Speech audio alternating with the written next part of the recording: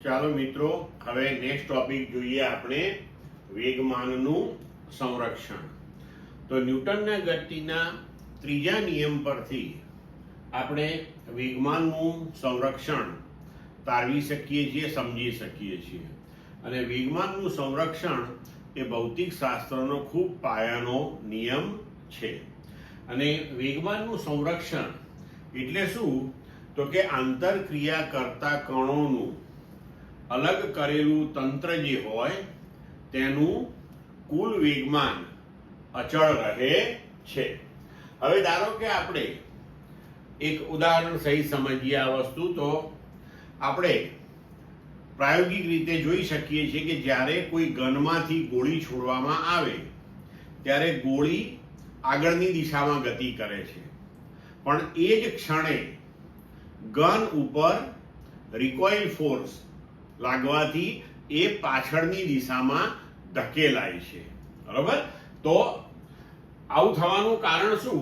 કે જ્યારે આપણે ગોળી છોડીએ ત્યારે ગન દ્વારા ગોળી ઉપર લાગતું બળ જો F હોય તો ન્યૂટનના ગતિના ત્રીજા નિયમ અનુસાર ગોળી વડે ગન ઉપર લાગતું બળ સમાન મૂલ્યનું પરંતુ વિરુદ્ધ દિશામાં હોય, એટલે આપણે તેને -F લખી શકીએ. પણ જ્યારે આ બંને વચ્ચે ગન અને ગોળી વચ્ચેની આંતરક્રિયા થાય છે ત્યારનો ગન દ્વારા ગોળી ઉપર ને ગોળી દ્વારા ગન ઉપર જે બળ લાગે છે તે બળનો સમયગાળો બંને માટે સમાન છે. તો એને આપણે ધારો કે ડેલ્ટા ટી લઈએ. તો હવે અહીંયા આગળ આપણે જોઈ શકીએ કે ગતિના બીજા નિયમ પરથી ગોળીના વેગમાનમાં ફેરફાર એટલે બળનો આઘાત, બળ ગુણ્યા સમયગાળો. તો ગોળીના વેગમાનમાં ફેરફાર આપણે લખી શકીએ F ડેલ્ટા ટી. તો હવે ગન ઉપર લાગતું બળ કેટલું? તો કે -F. તો ગનના વેગમાનમાં થતો ફેરફાર આપણે લખી શકીએ -F ડેલ્ટા ટી. હવે જો આપણે અહીંયા આગળ તંત્રનું કુલ વેગમાનનો ફેરફાર જોવા જઈએ તો ગોળીના વેગમાનમાં ફેરફાર વત્તા ગનના વેગમાનમાં ફેરફાર.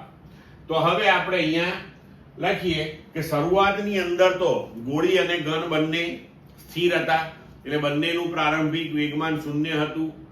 ધારો કે ગોળી છોડ્યા પછી ગોળીનું વેગમાન p બુલેટ એટલે કે pb છે અને ગનનું વેગમાન pg એટલે કે p ગન છે. બરોબર? તો તેમના વેગમાનમાં ફેરફાર એ તેમનું અંતિમ વેગમાન જ થશે. પણ હવે અહીંયા આગળ pb અને pg બંને મૂલ્યની દ્રષ્ટિએ સમાન થશે, કારણ કે મૂલ્યની દ્રષ્ટિએ F ડેલ્ટા ટી સમાન છે, પણ દિશા વિરુદ્ધ છે. તો આપણે લખી શકીએ કે pg બરાબર -pb. હવે આ બંનેનો સરવાળો કરીએ આપણે તો જવાબ 0 આવશે. તો pg શું છે? તો કે ગનના વેગમાનમાં થતો ફેરફાર, pb અને એ ગોળીના વેગમાનમાં થતો ફેરફાર. બરોબર છે? હવે તેનો સરવાળો 0 આવ્યો. તો 0 આવ્યો એનો મતલબ એ થયો કે ગોળી વત્તા ગન એ બંને ઘટકોથી બનેલું જે તંત્ર છે એનું વેગમાન 0 છે. તો પ્રારંભમાં પણ 0 હતું, અંતિમ પણ 0 આવ્યું. તો એનો મતલબ એ થયો કે અહીંયા કોઈ બાહ્ય બળ લાગતું નથી. હવે અહીંયા આપણે જે લખ્યું હતું ને અલગ કરેલું તંત્ર, તો અલગ કરેલા તંત્રનો મતલબ આ થાય. અલગ કરેલું તંત્ર મતલબ કે એવું તંત્ર કે જેની ઉપર કોઈ નેટ બાહ્ય બળ લાગતું નથી. બરોબર છે? તો એવા તંત્રને આપણે અલગ કરેલું તંત્ર કહી શકીએ. રાઈટ? તો અહીંયા પણ જ્યારે ગન અને બુલેટ વચ્ચે આંતરક્રિયા થાય છે તો કોઈ બાહ્ય બળ લાગતું નથી. બરોબર છે? તો આવા કિસ્સામાં આપણે જોઈ શકીએ છીએ કે તંત્રનું કુલ વેગમાન જે છે એ જે પહેલા હતું તે જ પ્રક્રિયા પૂર્ણ થયા બાદ મળે છે, તો તેને વેગમાનનું સંરક્ષણ થયું કહેવાય. બરોબર છે? હવે આ જ વસ્તુ આપણે એક ઉદાહરણથી સમજીએ. ધારો કે A અને B આવા બે પદાર્થો છે આપણી પાસે. માની લો કે બે ગોળાઓ છે અને એ બંને ગોળાઓ જે છે તેમનું પ્રારંભિક વેગમાન Pa અને Pb છે અને બંને ગોળા એકબીજા સાથે અથડામણ અનુભવે છે, એટલે કે સંઘાત અનુભવે છે. સંઘાત બાદ ધારો કે એ ગોળાનું વેગમાન Pa' છે અને બી ગોળાનું વેગમાન Pb' છે.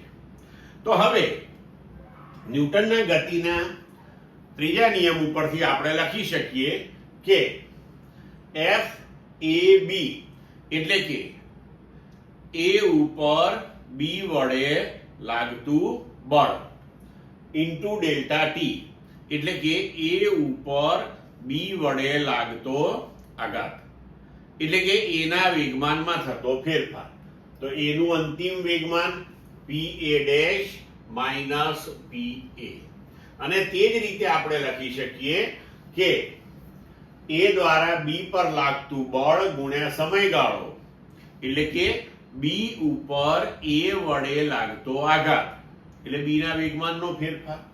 તો B નું અંતિમ વેગમાન Pb' માઇનસ Pb. ક્લિયર મિત્રો? હવે જુઓ અહીંયા કે આપણે ડેલ્ટા ટી સમયગાળો તો બંનેનો સંપર્ક સમય છે એટલે સમાન જ હોય.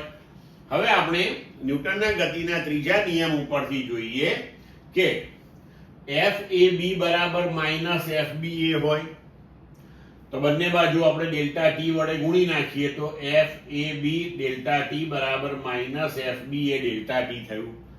હવે અહીંથી આપણે FAB ડેલ્ટા ટી અને અહીંથી આપણે FBA ડેલ્ટા ટી ના મૂલ્યો મૂકી દઈએ તો Pa' માઇનસ Pa બરાબર માઇનસ Pb' માઇનસ Pb. હવે આપણે આ Pa જે છે બરાબર એને જમણી બાજુએ લઈ જઈએ અને Pb' જે છે એને ડાબી બાજુએ લઈ જઈએ તો આપણે લખી શકીએ કે Pa' વત્તા Pb' બરાબર Pa વત્તા Pb. તો હવે જુઓ Pa વત્તા Pb, Pa શું છે?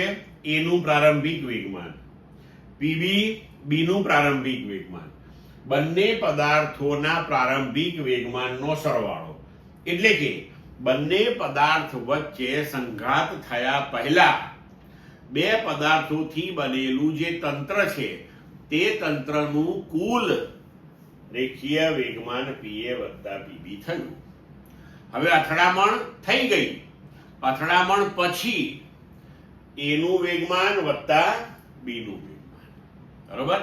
તો અથડામણ પછી બંને પદાર્થોથી બનેલા તંત્રનું કુલ રેખીય વેગમાન Pa' વત્તા Pb' અને અહીં આપણે જોઈ શકીએ છીએ કે બંને સમાન આવ્યા બરોબર. તો અહીંયા આપણે જોઈ શકીએ છીએ કે કોઈ બાહ્ય બળ લાગતું નથી. એ બે વચ્ચેની આંતરક્રિયા દરમિયાન એ બંને એકબીજા ઉપર જ બળ લગાડે છે. તો આ અલગ કરેલું તંત્ર થયું. તો તેના માટે કુલ પ્રારંભિક વેગમાન અને કુલ અંતિમ વેગમાન આપણા માટે સમાન આવ્યા એટલે કે વેગમાનનું સંરક્ષણ થયું. ક્લિયર મિત્રો?